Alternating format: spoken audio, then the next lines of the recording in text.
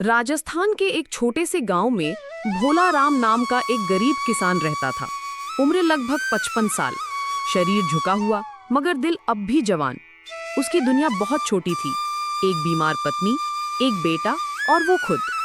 उसके पास न कोई बड़ा खेत था, न पैसा, न कोई सहारा। बस थी तो एक उम्मीद कि मेहनत करके वो अपने बेटे को पढ़ा लिखा कर इंसान बना सके।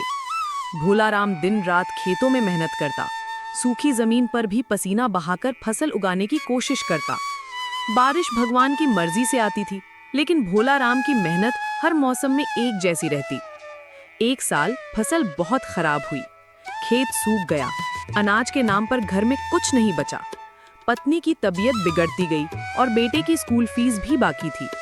मगर भोला राम हार मानने वालों में से नहीं था। एक दिन बेटा स्कूल से उदास लौटा, कहने लगा, बाबा, मास्टर जी ने कहा है कि अगर कल तक फीस नहीं भरी तो स्कूल से निकाल देंगे। भोला राम ने अपने बेटे की आंखों में देखकर सिर पर हाथ फेरा और कहा, तेरे बाबा कुछ भी कर सकता है बेटा, बस तू रोना मत। भोला राम पास के शहर गया। किसी रिश्तेदार से पैसे मांगने की हिम्मत नहीं थी, क्योंकि खुद सब तंग थे। साहूकार के पास गया तो उसने कहा, खेती का कागज गिरवी रख दो, पैसा मिल जाएगा। भोला राम ठिठक गया। खेत उसके लिए सिर्फ जमीन नहीं था, वो उसकी आत्मा था। वो खेत नहीं बेच सकता था। रात को घर लौटा, बेटा भूखा सो गया, पत्नी खांसते खांसते सो गई, लेकिन भोला राम नहीं सो पाया। अगले दिन शहर के अस्पताल में जाकर अपना खून बेच दिया। डॉक्टर ने मना किया, तुम कमजोर हो, ये खतरे से खाली नहीं। मेरी बीवी और बच्चा मुझसे ज्यादा कमजोर हैं डॉक्टर साहब। वो तो जिंदा भी नहीं रहेंगे अगर मैंने कुछ नहीं किया। उसे 800 रुपए मिले। उसी से दवाई भी खरीदी और बेटे की फीस भी भरी। जब बेटे ने देखा कि फीस भर गई, वो चौंक गया। बाबा, आप पैसे कहाँ से लाए?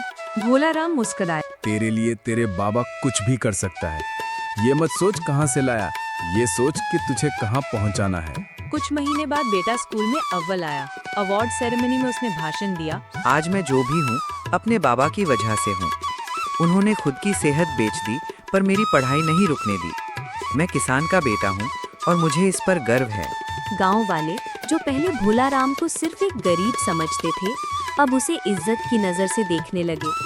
उसका संघर्ष अब सबके लिए मिसाल बन गया। भोला राम ने खेत नहीं बेचा, लेकिन अपनी मेहनत और हिम्मत से अपने बेटे को उज्जवल भविष्य दे दिया। और यही असली दौलत थी। उसकी पत्नी की तबीयत भी धीरे धीरे ठीक हो गई। बेटा बड़ा होकर गांव लौटा, पढ़ लिख कर अफसर बना, और तब सबसे पहले उसने अपने बाबा के पैर छुए और कहा, आपने जिस मिट्टी से मुझे बनाया बाबा, अब मैं उसी मिट्टी के लिए काम करूंगा। किसान की गरीबी सिर्फ उसकी जेब में होती है, दिल में नहीं। वो मिट्टी में लिपटा हुआ भगवान होता है, जो खुद भूखा रहकर सबको खिलाता है।